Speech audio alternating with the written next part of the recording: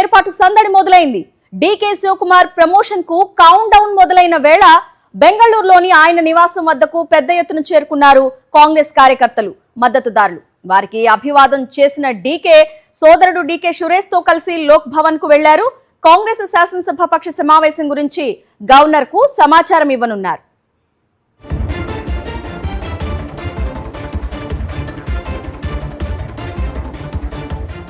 సాయంత్రం 4 గంటలకు విధాన సౌధలో సీఎల్పీ భేటీ జరగనుంది. డీకే శివకుమార్ ను శాసనసభాపక్ష నేతగా ఎన్నుకుంటారు కాంగ్రెస్ ఎమ్మెల్యేలు. అనంతరం డీకే గవర్నర్ ను కలిసి ప్రభుత్వ ఏర్పాటుకు అనుమతి కోరనున్నారు.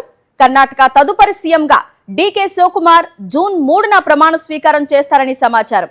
తొలుత సోమవారమే ప్రమాణ స్వీకారం ఉంటుందని వార్తలు రాగా తాజాగా జూన్ 3వ తేదీకి మారింది.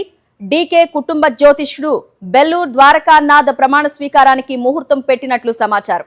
సీఎల్పీ భేటీకి AICC general secretary KC Venugopal, రాష్ట్ర వ్యవహారాల ఇన్ఛార్జ్ సుర్జేవాలా, హైకమాండ్ అబ్జర్వర్లుగా హాజరవుతున్నారు.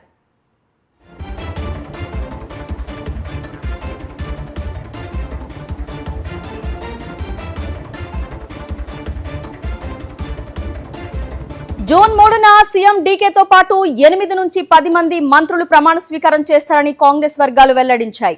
సిద్ధరామయ్య కుమారుడు యతీంద్ర, జి పరమేశ్వర, సతీష్ జర్కిహోళి, ఎంబీ పాటిల్ సహా పలువురు నేతలు రేసులో ఉన్నారు.